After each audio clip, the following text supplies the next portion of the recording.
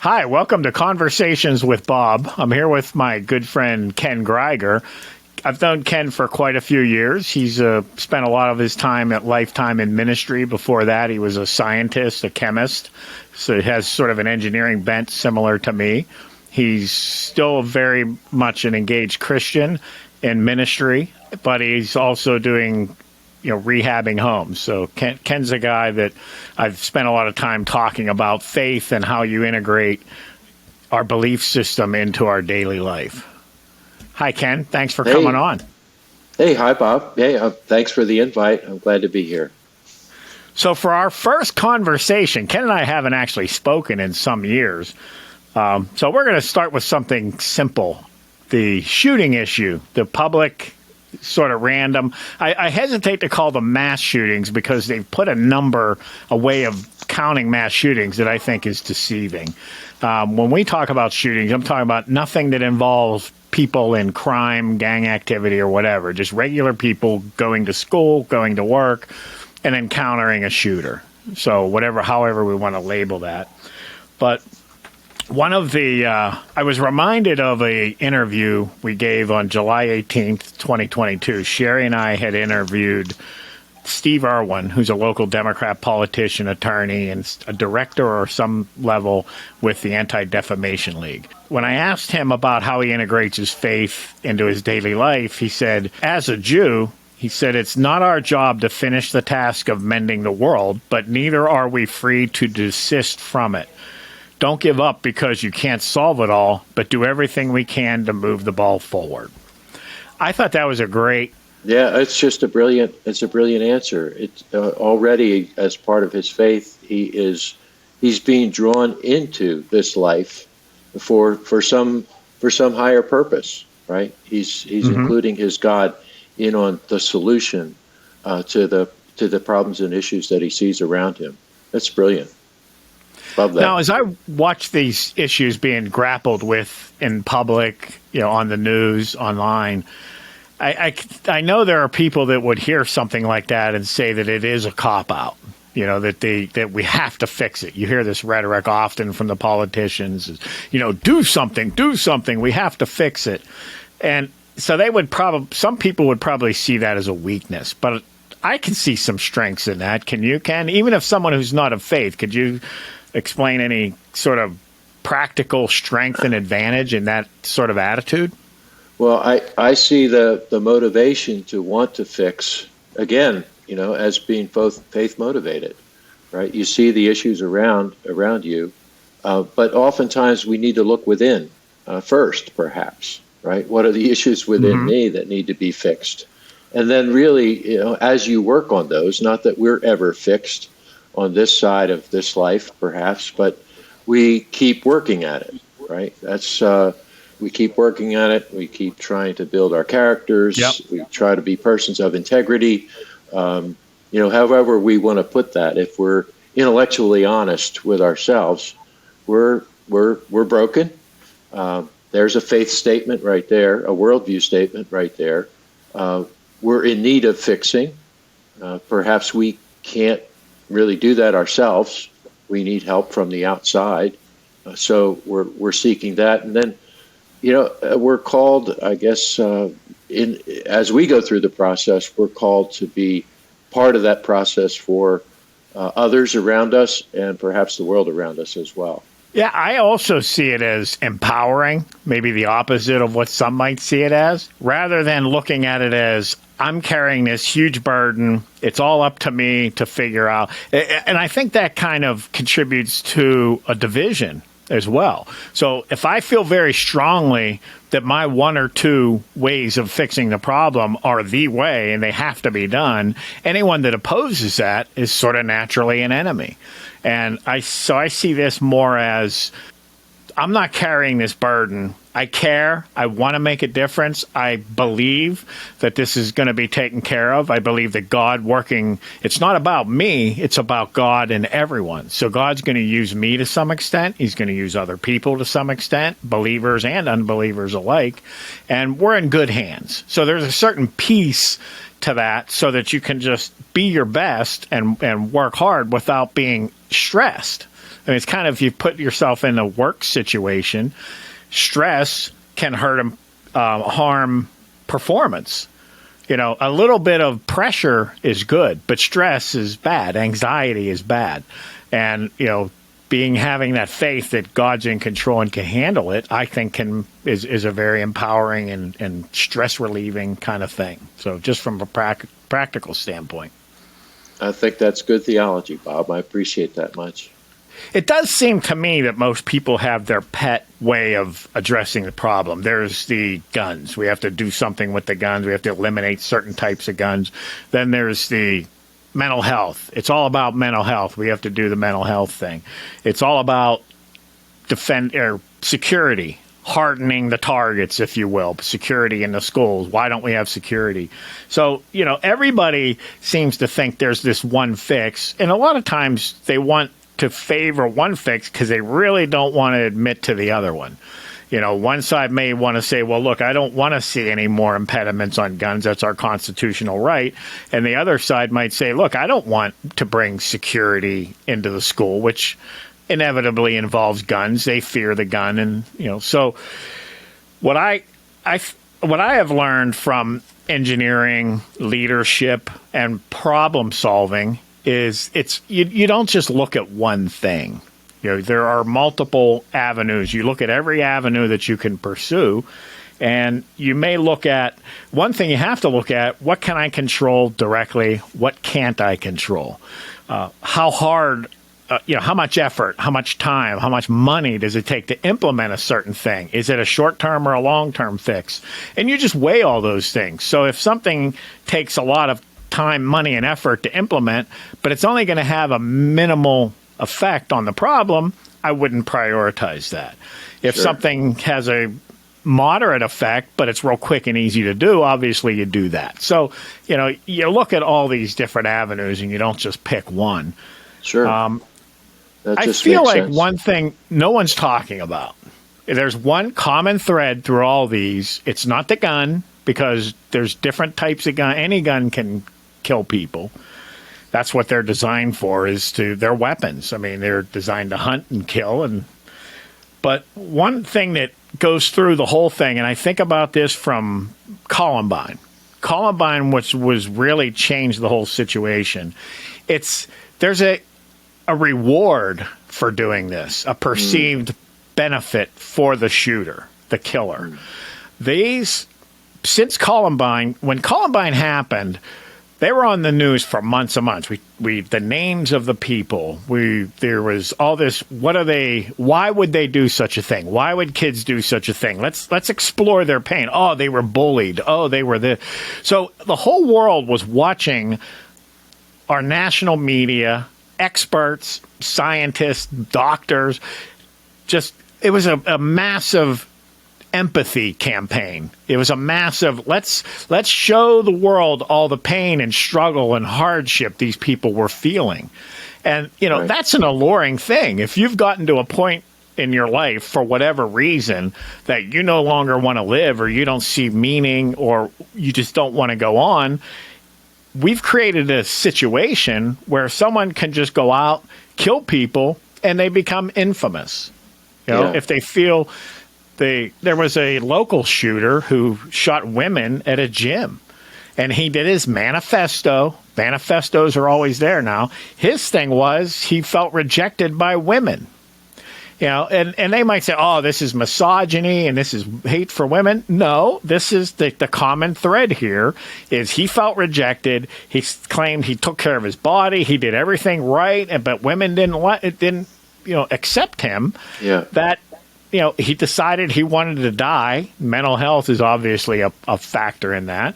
And he did it because he knew his manifesto would get out there. He did it because he wanted everyone to feel his pain and empathize with him. From that standpoint, do you see that the media is trying to paint a picture of the shooter as a victim in some way? Is there a victim mentality that we're promoting inadvertently, or maybe, I don't know, purposefully, to try and gain sympathy for the shooter somehow? I don't understand that. Well, I think generally the media, like any business, is in it for the money.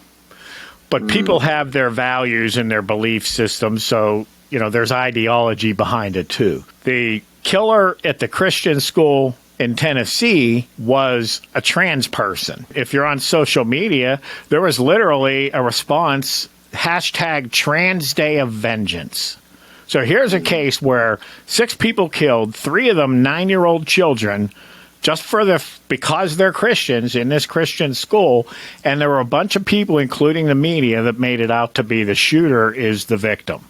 The White House even came out and said 2 days later that the spokesperson, she said that trans people are under attack. Mm-hmm. That was the exact rhetoric used.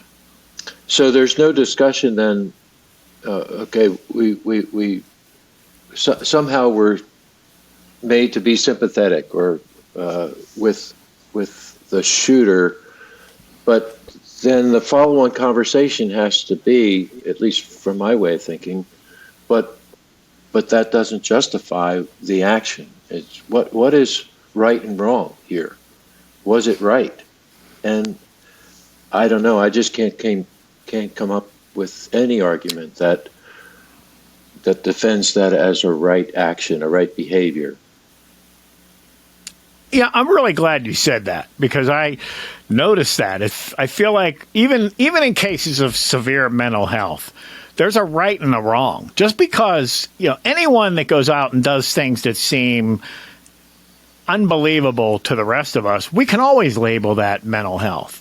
I mean, at some point, there has to be some right and wrong, regardless of what happened to the person in their childhood or whatever contributed to this event. Yeah, I've been going back to Scripture. I've started over again this year with a read through the Bible in a year program, and just right from Genesis, the beginning of Genesis chapter 4, the story of Cain and Abel. I was taking a closer look at that, and what is the real sin, right? We know that Cain murdered Abel, right? That language is clear. But why? If you look at the motivation, so they were both giving a sacrifice, an offering to the Lord, and the Lord preferred Abel's sacrifice when he offered the sacrifice. They were both from the land, but both in different ways. One was of game, and the other was of fruits and vegetables. Cain's was a harvest kind of offering. And God preferred Abel's sacrifice more, for offering more. For whatever reason, God chose to do that.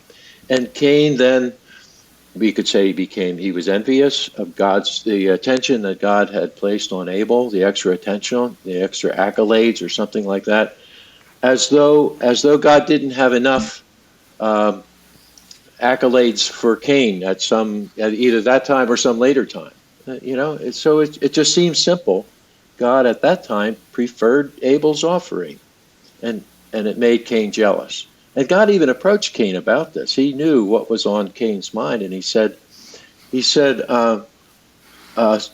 least in our translations, it says, "Sin is crouching at your door." Well, actually, in the Hebrew, the word is in the noun form. It's the croucher is at your door. Right? So God's implying there, I think, or the scripture text is implying that there's something going on in Cain's mind. But in God's approach to Cain, God's giving Cain the opportunity to process whatever is going on in his mind, the envy, the jealousy, whatever. God's warning him, hey, this could take a turn for the worse. So it's what is the sin is seemingly, in this case, giving into whatever it was, whatever this challenge was, this test was, that was presented to Cain at this time. So Cain had a choice, right? He was made jealous and envious by the fact that God had preferred Abel's offering, but he didn't have to take it as far as he had gone. And God even came there as to confront him face to face and said, look, this is going to get you. This is going to come up and bite you if you give into it. So, kind of the way I'm thinking about things and people's choices, and we're offered tests every day, and we have an opportunity to choose and to choose the right. Should we should we take that opportunity and think it through?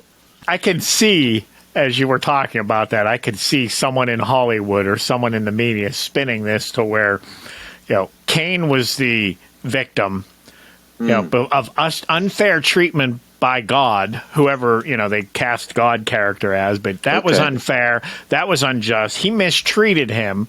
It was unfair, and therefore he was a victim. And not only then, he was punished for his action as being a victim. I mean, that's literally where we are. Right, That's happening every day in our news. Everybody seems to be sitting back waiting for the government to figure, I want the government to do this. I want the government to do that. Sure. One thing I think that in my lifetime, I've been a Christian for about 20 to 23 years. So I lived most of my young life not as a Christian, but in a world that still had a lot of Christian influence, what we've called the Christian kind of consensus. There were certain, Sure. whether you were a practicing Christian or not, there was a shared idea of right and wrong. There was somewhat a shared idea of eternal punishment, or heaven and hell kind of a thing. And the church has moved far from that. And I see why. I mean, as a non-Christian, the fire and brimstone didn't really persuade me a whole lot. But, if you have come to a place where people see murdering if I'm going to die anyway, then I can do anything I want. There's nothing bad is going to happen to me because I've already decided I'm going to die. Well, I mean, the lack of any environment or teaching that talks about eternal consequences to our actions, there's really no motivation to not go out and kill people. So part of my understanding or application of the idea of sin is that when you give a positive motivation, say money, you incentivize something with money like the government, you get more of it. If you make something illegal with the threat of some sort of fine or imprisonment and how that affects your life, you're going to get a lot less of it. So whether you change the laws or you don't enforce the laws, you're going to get more crime. If the risk is lower, you're going to get more of it. So, I mean, philosophically, in our culture, in our society, there's no, in our young people especially, there's no sense that there's any kind of penalty for this. It's all upside. Right. So, so there's no longer any kind of restraining force. You don't give it a second thought, right? I just need to deal with this anger that's inside of me, and in fact, it's going to gain me some accolades, right? Should I go down this path? And then if it's a suicide combined with a shooting, then I don't see that as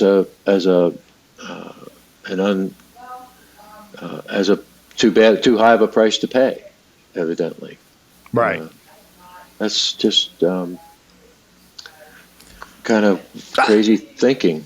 I don't know where to go with that. If you understand, and some people would say, well, yeah, but I don't believe in God, so it's not going to affect me. Well, I think people don't really appreciate how much the messaging and things that are in the environment around them affect them subconsciously. Maybe we swung too far away from the idea of evil and eternal punishment, just so far into the feel-good stuff, if you will, that we've kind of missed that. And if regardless if you consciously believe in it or not, if that's around you and you're hearing it and you're a person at that point, that's going to influence you. Just a little seed in your mind going, what if? If I do this, what happens on the other end? What if something bad happens to me on the other end? And that could be just enough to influence somebody to say, maybe there's a different way for me to deal with my problem here. I think I get what you're saying. If that cultural overlay of right and wrong, and maybe that came from a Christian ethic, right? If that cultural overlay is no longer a restraining force, that cultural overlay Right. of right and wrong, it's just no longer a restraining force, then it seems to me then if culture wanted to do something about the shootings, then the reinvigoration of some kind of cultural overlay that there is a right and wrong, and shooting people is definitely in the wrong, then that could be a solution. I mean, even more so than what you were saying before about it doesn't matter. We can't if we legislate away AK-47s or other automatic weapons. Is that going to help? Well, like you said before, you can shoot people with any kind of gun. A pistol is just as lethal as an AK-47, and it can shoot multiple rounds, right? So you're still able to shoot multiple people, and if you pack, I guess, a few of them, then that's possible too. But still, the governing thought behind someone that this isn't wrong, that's still permission giving in some way, right? This concludes part one of my conversation with Ken Gryger on the topic of guns and shootings. Be sure to check out part two for a more in-depth discussion of the guns themselves. Thank you. Like and subscribe.